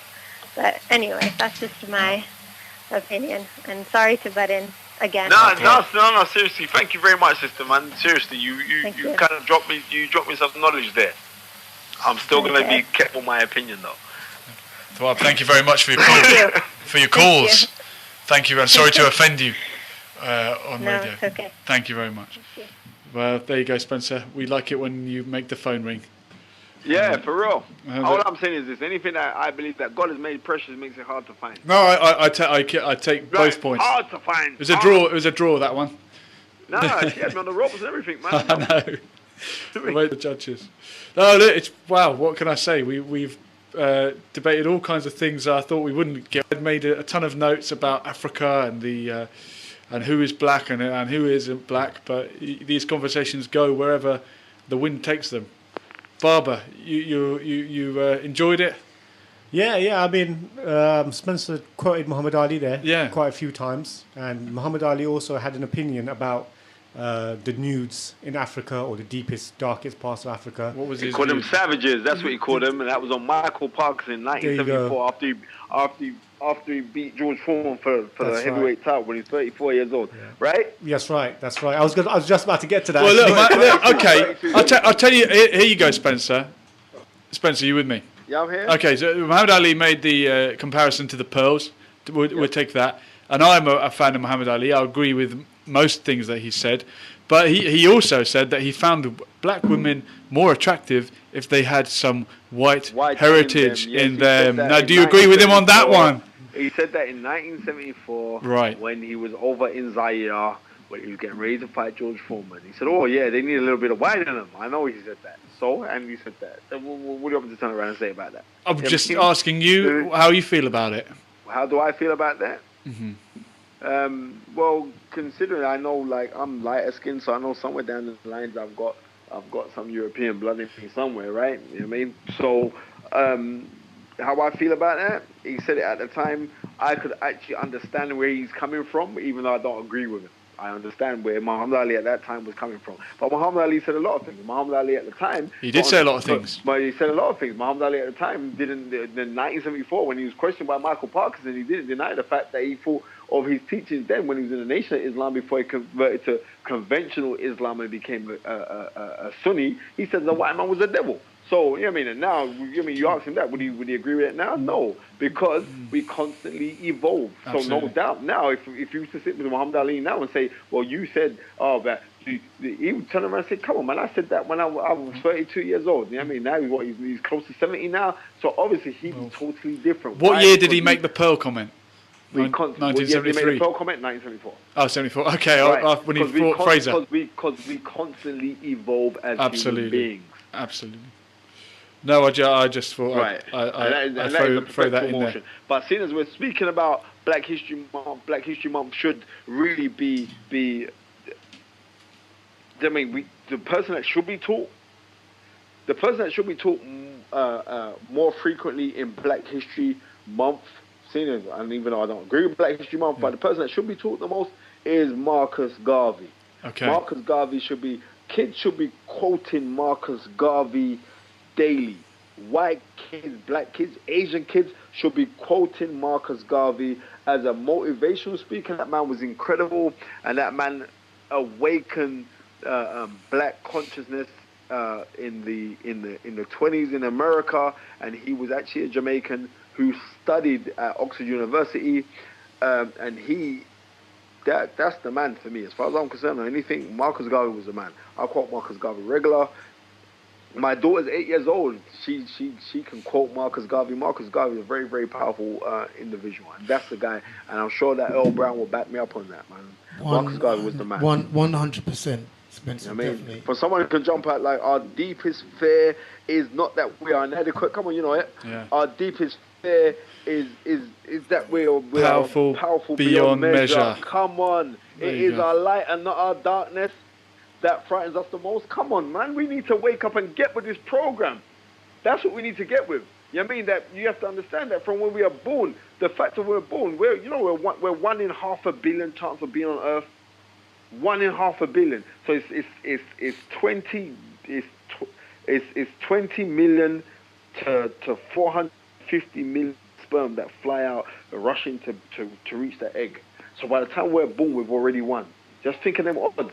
The odds of us being born, if I was to turn around to Earl Brown right now and quote chronological order of your phone number off of the bat, the odds of that, you have more chance of the odds of me telling you that than you winning the lottery. And of you winning the lottery, it is 13.4 million to 1 chance of you winning the lottery. So for me to go and do that, to quote out, I've got more chance of doing that. So the chance of us being born on this planet, we're 1 in half a billion chance. That's incredible. So therefore, when you look at that, or those odds there, we've won already just by being born. Just by being created, we've won already. So on these kind of things, that is our blessing of being born. We can accomplish anything we want to go do. Marcus Garvey taught me that, man, from a very young age. I must have known that. I knew that speech by Marcus Garvey verbatimly by the time I was 6 years old. Because my dad taught me that. And a guy from the 1920s is still relevant to you now? A guy from 1920s is still relevant to me. Jack Johnson, who became the first black heavyweight champion in 1908, is still relevant to me. All of these black figures at that time are relevant for me because at that time, like I was speaking earlier, and Earl Brown would back me up there because we was it was to the subconscious that we couldn't achieve anything or we couldn't do anything because the people who were the ones that were doing everything were actually people who didn't look like us. Mm-hmm. Now, when I'm seeing people who look like me that achieve so much, why Muhammad Ali is on this great pedestal. You know what I mean? Reason why? Because he achieved so much and he didn't give a damn and he spoke his mind. Mm-hmm. Irrespective whether it was right or wrong, certain things that he was saying were very, very sexist. Certain things that were, at the time, they was very racist. You know what I mean? But for the man to have the goal to get on that time there and give up so much, then you got to give him all the ratings in the world. So any black person at that time, I'm saying, yeah. But we're living in a different world now where we can have white role models. Ain't nothing wrong with that. As a black person, Asian role model. Barack Obama. You know what I mean? Right. Oh, you know what I mean? I don't look at Barack Obama as a role model. Nor do I. I think it's a tragedy. Exactly. I think it's incredible what he's accomplished, but I don't look at him as no role model. No. You know what I mean? He ain't giving up nothing. You got to give up something to say before you. As I say, model, Obama. You have to give up something. You ain't give up nothing yet. But I give you all the props in the world because he's made it. People can look on that and think it is possible. Do you know what I mean? That's all. The fact of the possibilities, it is possible. And that, if you can instill that, if I could look at anyone and look on somebody and say, rah, I'm looking at him and he's telling me through his actions or the things that he's done that it is possible. So that means that I can never be down. Every day is a sunny day. Every day. You know what I mean? Because I'm looking at these guys here and they've made it possible. Then obviously I'm doing certain things now and people looking at me and say, rah, you're a role model. I'm not just a role model to black people. Come on, man. I'm a role model to anyone who's a little bit of an underdog or they thought that things couldn't bust a certain way and then they're going to do it. Then if they're going to look at me and say that, then that's great. Remember, I'm in an environment right now with my show that I got at Sky. In an environment where people will look on that and say that, wow, you think that it's a long shot for certain people to accomplish certain things, then it's a massive long shot for me to be doing what I'm doing day in, day out. Do you know what I mean? That is a long shot. It's a long shot. I can walk down the road now. Oh, I love your show, Spence. People want to embrace you. Or they know me now because you're managing fighters now. Or you got nice, swanky office. And you know what I mean? And I've been blessed by Allah. God's blessed me. But therefore, when these things are happening to me, then I'm saying, right, then it's been possible. So every day I get up, I give thanks. I bow my head 5 times a day. It's so important. You know what I mean? And I never, ever forget the reason why I'm in the position that I'm in right now, as far as I am concerned. Like loads of people say, do you believe in God? I don't believe in God. I know God. Spencer. Yes, sir. You mentioned some great names there in the modern era, or in the last century. You mentioned Muhammad Ali, Jack Johnson. I think what you're trying to say. You mentioned Marcus Garvey. And you also talked about being a Muslim. Praying 5 times a day. I think we forgot to mention one individual who broke the barriers of race over 1400 years ago, the Prophet Muhammad sallallahu alaihi wasallam, peace be upon him. Yeah, listen. Oh man, come on. We need to enlighten the people. Speeches? Yeah, we need to enlighten the people about what he did and how he broke those barriers of tribalism, race, and all of that stuff. There was no power struggle. For him, everything was about equality. And I'm sure the famous story about how he freed the slave Bilal. Listen, yes, the Prophet Muhammad sallallahu alaihi wasallam said that he could hear Bilal's footsteps in Jannah before his own. Yeah. Now that's serious. Do you understand? And he also said that none of you truly believe unless you're willing to give your daughters to Bilal. Yeah. Right, so therefore that is it. So on those things, or like to one of his final speeches before his passing, and the Prophet Muhammad said that the Prophet Muhammad said on that time there that there is no difference in color, but there's difference, and there's no difference in sexuality, but by a degree over the man to the woman. But he said that there's no difference. The only difference is in piety. We're talking equality on every level. All right, gentlemen. Right. I'm going to jump in now. Yes. Because in my preparation for this show, I was in touch with Ibrahim Sincere, a poet, spoken word artist. Don't know if you guys are familiar with him. He is Muslim. And he recently wrote an article called The Colorblind Muslim.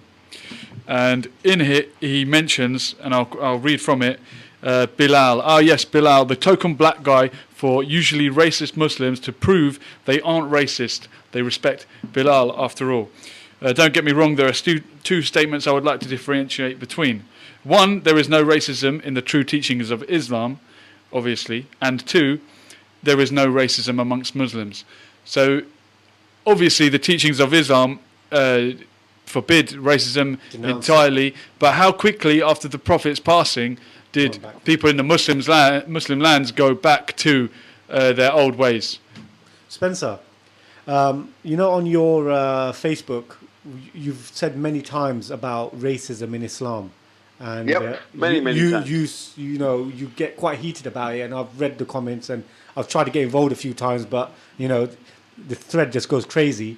Yeah, I know. You have like 5,000 comments and stuff. No, but I'll tell you, racism exists in everything. I wanted to actually talk about this, you know, during the show, but I thought it was a little bit off topic. You know, racism in religion. We're on it now. We're on it now. I've got to go to bed now. I've got to be up early in the morning, man. We're on it now. So, what are your thoughts on that then? You know, racism in religion. Listen, every religion, yeah, can only be a of a congregation of human beings. You're still going to have humanistic characteristics. You know what I mean? That is it. Period. Mm-hmm. And with humanistic characteristics, you will see color. But I am seeing some young brothers out there where they don't see color. I'm not just talking just Muslims. I'm just seeing like in general being around who do not see color. Now it will be perpetuated more. At that time there, everything was more to do with tribalism. Mm-hmm. I'm saying that this, and I said this time and time again, yes, racism does exist in Islam. People like to go on like it don't exist. It does. We get very heated. No, it don't, because they're not racist. You go speak to any white person, say, no, man, white people are racist, and because they're not racist, they'll get heated and get upset with you, and they'll cast aspersions and call you racist for calling them or saying that white people are racist. Not every white person is racist. I'm telling you this now, firsthand. I'm telling you by my own experience, they're not. You know what I mean? And racism is dying out. It's still apparent. It's dying out. But obviously you're going to find racism side of religion more so because, especially Islam, because they like to refer back, and it's very true with the brother, the article by the spoken word I. And it's the truth that racism is apparent.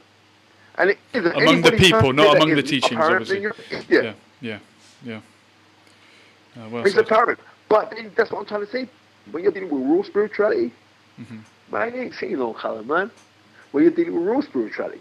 But loads of people go on that, like, we like to talk about, we talk about, we're not actually living it. If we know as Muslims that you're meant to love for your brothers, you love for yourself.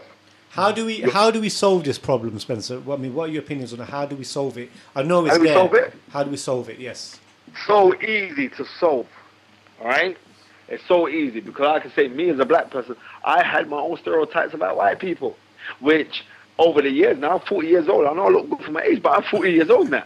So I'm saying, like, from once you mix with them, do you understand?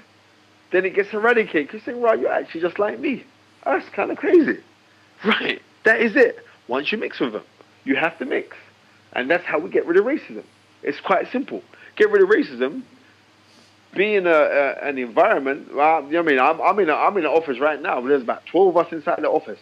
12 of us on the same floor. I got 2 Jewish people inside the office.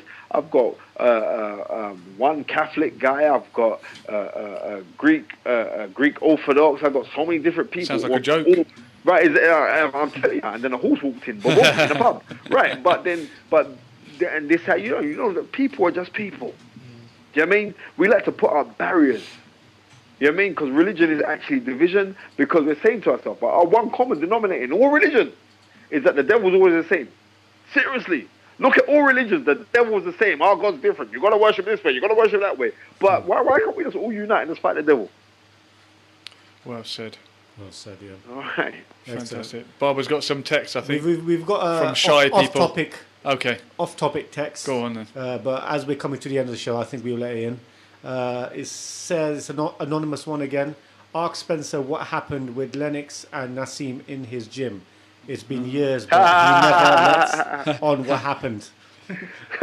Well, you must have. It has been years. That was about 5 years ago now. I was out to eat myself, Lennox Lewis, and Nassim Hamed, and we were out to eat. And Nassim said that he punched harder than Lennox Lewis because Emmanuel Stewart, who passed 2 years ago now, Emmanuel Stewart, the trainer of both Lennox Lewis and Nassim Hamed, said that Nassim Hamed actually hit harder than Lennox Lewis, and they had a little jokey-fied spar around each other, and it was fun. I've still got the recording on my phone. What I'm going to do, bro, I'm going to send it to you so you can see it, because like for ages I said, I'm going to lay it off, and it's gone into the archives now, but people are still talking about it up to this day. No one's seen it. And yeah, it was fun to be around like two legends like Lennox Lewis and Nassim Hamed, and they're really cool guys. Could he reach his waist? To Lennox. Yeah. Some actually, I've got off topic now. We're going to wrap up the show shortly, so I'm just want to talk about some upcoming fights coming up. Okay. You've got Hopkins versus Kovalev. Right. Bernard Hopkins is going to beat Kovalev. I guarantee you on that. Yeah. Kovalev has not met nobody. Bernard Hopkins is 49 years old. A dear friend of mine, and that's not the reason why I'm saying Bernard Hopkins will win the fight. Bernard Hopkins is going to win the fight because he's mentally tougher than Kovalev, and the person to beat Bernard Hopkins is going to be somebody who throw loads of fast shots in and out, a la like when he had trouble with Joe Kawasaki. I was ringside for that fight. I still think Bernard Hopkins won that fight. Someone like Jermaine Taylor. But look what happened in the second fight, and I thought Bernard Hopkins won that. I thought Bernard Hopkins won that fight as well, but even though he didn't get it. But it's going to be somebody who's got that quick twitch fiber. Those Chad Dawson, they kind of all could throw loads of punches. Yeah. Those guys who weight power punches, who's kind of crude as well. Kovalev is very crude, even though he's a dynamic puncher. But Bernard Hopkins now, because he's old, he's earned the right. After making 20 defenses as a middleweight, in Ghanaian history, as the most middleweight defenses, moving up to light heavyweight, and becoming the ring champion there, and just constantly keep on going and becoming the oldest man to win a world title at 48 years old. Bernard Hopkins has earned the right now to win ugly, because he boxes like it's not that appealing. So he's earned the right to box the way that he has. And to win fights ugly, and because of that reason, that is why he will beat Kovalev, because that guy has more tricks than Paul Daniels and Dynamo wrapped together. He will out hustle him. He will hit him on the break. He will do what he has to go and do to win, to fight at a slow, concise pace, and that's why I'm going for Bernard Hopkins to beat Kovalev on points. Yes, Kovalev is a very, very hard puncher. But you don't see Bernard Hopkins get knocked down. The last time Bernard Hopkins was knocked down, we have to go back to 1995. 1995, when he fought a guy called Anton Eccles, who was a ridiculous puncher. Wow. And Bernard Hopkins beat him. It was like first fight was a draw. Then they in the return, Bernard Hopkins beat him. And I would go for Bernard Hopkins to school Kovalev. I don't trust these tough Eastern European guys who are not technically nice. Bernard Hopkins go back to the old days, and we say back to the old days. He's old enough to be in boxing the old days, so he's an old school fighter, and he's still going on now. He's great, and he's also Muslim, so I'm backing him. Fantastic. Well, he does take a lot of low blows as well for some reason. He does, but well, you know, sometimes it makes him feel a bit because he needs to take wrestling in between rounds. So but next question on boxing. I could talk boxing all day. What about Pacquiao versus Algieri? What do you think? I got Pacquiao winning that fight. Algieri's a very good fighter, but he doesn't hit hard enough to keep Pacquiao off. He's a very skilled fighter. We saw that when he fought Pavetnikov, and he was down times against Pavetnikov, but he showed great heart and strength to be getting up. You know, I think it's Les Brown that says when you fall down, make sure you land on your back, because if you look up, you can get up, and that's exactly what Algieri did. Chris Algieri just got up, carried on boxing, carried on moving, very, very good game plans, very good side-to-side movement. But right now, I'm not saying that Pacquiao's looking past it, because there's big talk of Pacquiao Floyd Mayweather, to rival, because there's massive Miguel Cotto, Canelo Alvarez. There's talk about that fight being made. So I think that's where Pacquiao's mind's on, so Pacquiao knows that he has to win and look impressive. And there's no one more suited for Pacquiao than a guy that is a slip boxer but don't hit hard. So Pacquiao can walk through and try to throw them big bombs. And do I think that Pacquiao hits as hard as Pavetnikov? No, Pavetnikov is a vicious puncher, but Pacquiao has that experience, so I'd have to go for Pacquiao about round 8 knockout. I personally don't think Pacquiao's finished. Me personally, people said he was finished after he got knocked out by Marquez, but I believe he was winning the fight. He was winning the fight. Yeah, I mean, it was just one of them things. The way he got knocked out was quite clumsy of him to get knocked out like that. The way his hands were down, and he sort of like got stuck in a position with his feet, and he just got hit with the right hand. But I think he was winning the fight. The other fight I want to ask you is Kell Brook versus Amir Khan. If it happens, that's the last one I want to ask you. Kell Brook, Amir Khan. Yeah. Well, for that, you know what? Kell Brook impressed me a lot when he beat Sean Porter for the IBF welterweight title, becoming the second. Sean Porter looked terrible that night. Sean Porter was terrible. It's not Sean Porter. No, he wasn't. But you're saying Sean Porter was terrible. He was terrible because Kell Brook made stuck to him like glue.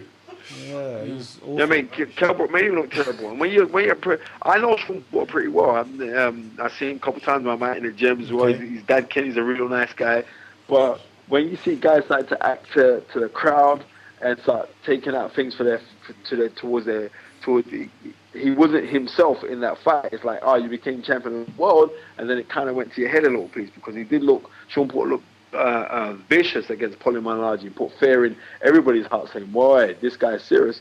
But I would say if that fight was to happen, well, there's allegedly Amir Khan's meant to be fighting Devin Alexander. So I'll have to judge her for that because there's going to be Amir Khan's second fight as a welterweight. How Amir Khan does in that fight, then I'll let you know for the Kell Brook fight.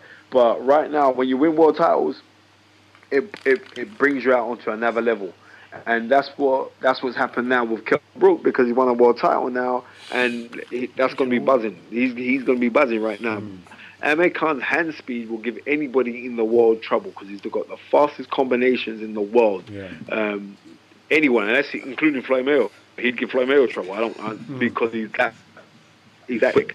Somebody like Brook is a sharp shooter and a sharp puncher. Yeah. He has that output like what Amir Khan got. Khan did struggle so against another. You have to kind of favor. I get back by Kell Brook, then I think that's right in the wolf. Spencer, do you think Amir Khan would beat Mayweather? Do I think he'd beat him? No, but I think out of everyone out there right now, he's got the best chance of beating Mayweather because of his style, and Mayweather's a single shot puncher. Yeah. He's not a fast shot puncher. Amir Khan was a guy that will throw 6 and 7s at you, and when someone throws 6 and 7 punch combinations at you, they can steal rounds, and then Mayweather would have to use his pinpoint accuracy to wear down Amir Khan. And if he didn't knock out Amir Khan, then he could be in for a rough ride. Spencer, last question, a trivial question from the producer. What's all this Frank Maloney nonsense? Did he become a woman or not? Was that a woman? Was that a publicity stunt? Well, obviously he's done something, right? I've known Frank Maloney for a little while. I don't know this Kelly Maloney you've turned into. I don't know. You don't know Kelly that well. I haven't met that person. She's a pearl from the looks of it. Well, you can't be a pearl because you still got the jewels, right? So you ain't at the final operation. So I'm saying this: Frank Maloney, when he was Frank Maloney, was not actually the nicest person. I've been on record by saying this. I think you read that on my Facebook as well. He was the nicest person. So maybe him having that sex change has made him become a better person. Yeah. Right? Maybe it has. You know what I mean? Am I in agreement or disagreement? I'm saying this. Whatever floats your boat, that's your business. All right? That to me is, I don't know, whatever makes you happy, man. That's the bottom line. If it makes him a nicer person, makes her a nicer person, right? Then do what you want to go do. It's something that I'm not in a rush to go. Well, she'd be definitely getting in touch with her feminine side. Yeah. You think? I don't know how this thing works. You know what I mean? And I'm not at liberty to say I don't know how that works, to say that you're a male, you're a female trapped in a male's body. I don't know how that one works. Glad we cleared that up anyway. But if you're happy that way and that makes you a better person, then you go do what you're doing, because you're not really offending anyone if you think about it. That's You know it. what I mean? That's right. it. You're not doing nothing that's against the law. You're not doing right. So I'm saying, right, then you do you. That's you. Kill it only you do you, and be happy with being you. Wow. Well said. What about just one more, bro? Just one more, yeah. Yeah, go on. Anthony Joshua now. This has been. I mean, I'm quite excited about this guy. Do you Boxing know what I mean? History Month. I'm honestly excited, genuinely. What do you think? Do you think that he can actually, be dominant? I'm not talking about, win a belt and lose. I'm talking about actually be dominant, as they're saying. I do believe that Anthony Joshua can become a dominant force in the heavyweight division and win titles in the heavyweight division. I really do believe that. I know he's a personal friend. I've got a lot of time for him. In Newton, he'll form all boxing history. He's a really, really cool guy, and his mantra is stay humble. He's a very, very humble guy. He got crossover appeal because he's that way inclined. And like boxing talent, the guy is like a sponge. He just wants to learn. The guy looks like I don't know, man, like the Black Hercules. Yeah. He's a total package. He's a total package. He's a total package. Very articulate as well. Very articulate human being, and he's got a good squad around him. So I do really believe, and he is going to be the next big thing. But there's a guy called Dylan White. I don't know, about 5 years ago in the amateurs, 4 years ago. Who was it? And Dylan White. Oh yes, yeah. And Dylan White's been extremely. He's unbeatable as well. Look out for Dylan White. He's a very good fighter. And with the line, he's that level. In the amateurs, Anthony's gone to a medal in the games. Gone to win for Olympic gold medal. So he's right on cloud right now, and he's continuing doing what he's doing. He's impressive, especially his last fight out. They don't really get knocked out. He just banged the guy right out. Anthony Joshua's the future, man. I really do rate the kid. All right. Well, this has been Boxing History Month and Black History Month. Yasser wants to say a massive thank you to you for coming on, as do I. I think this has been an excellent show. I've learnt a lot tonight. Yeah. Oh, any closing comments to Spencer? I've definitely learnt a lot. I mean, I wasn't expected to stay so quiet, but I was quite interested to hear what Spencer had to say, really. I'm glad to be here. Yeah. Sorry I didn't take part in too much of the conversation, but Spencer, you're an interesting man, seriously. When I see you, I'll have to come over and shake your hand. No, man, big up, man.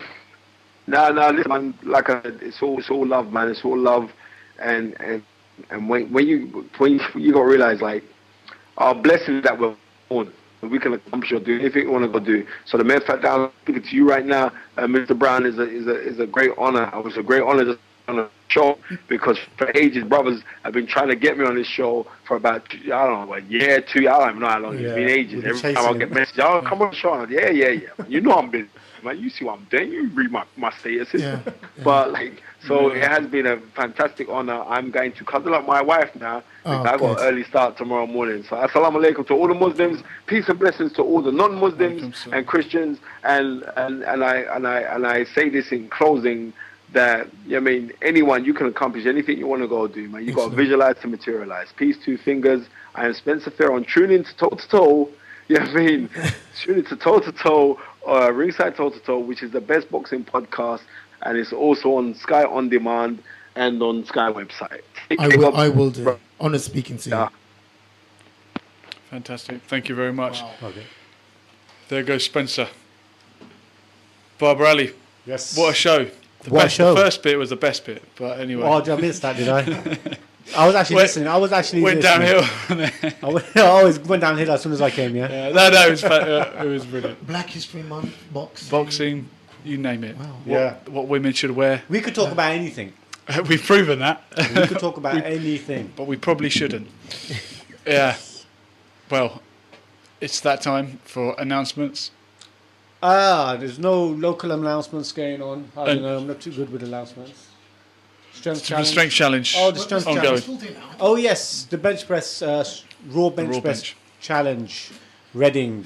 All right, Bob. We had 23 entries. Yeah. December 7th. It's all coming together. So, I mean, we're going to start pushing more promos and stuff like that. I mean, 4 weeks out.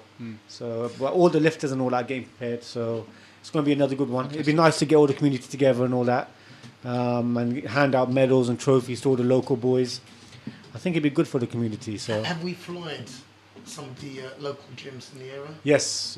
Okay. I've approached all the local gyms and stuff like that. So, we're going to keep this one local, but the next one I've made a decision to make it open. Because we don't want to just limit it just to Reading, and the boys who are serious in Reading are already entering, so we know who the serious ones are. So they'll get challenges from out of town and stuff like that. So yeah, it'd be great. I might even enter it myself. Yeah. Oh wow. Well, I'm gonna set up a deadlift competition in February, and I'm looking to enter that myself. Really? Yeah. I'm not into weights, to be fair. All right. I'm good in Yeah. I always enjoyed lifting weights, but I didn't before. But since February of this year, I've started more heavy, intensive weightlifting. Okay. Yeah, man. And I just want to hear him say it one more time. How can we? Where are we on Facebook, Baba? Find us on Facebook on One Ummah FM. Well done. Short and sweet. Yes. All right. Well, this has been another Let Me Tell You Sunday. I've enjoyed it. Earl Brown, thank you so much for coming down. Spencer Fearon, thank you for joining us. Yep. Big respect to Spencer for giving his time. We know he's a busy man. Lovely guy. And very insightful. And thanks to all the callers, both racist and non-racist. Yeah, excellent callers. It makes for a good show when we have a mix of. There were a few questionable and the opinions and the shy people on the text. Thank you very much for supporting and getting involved. And Marshall. Thank you very much for getting in touch. I'll see you tomorrow on the mat. Go easy on me.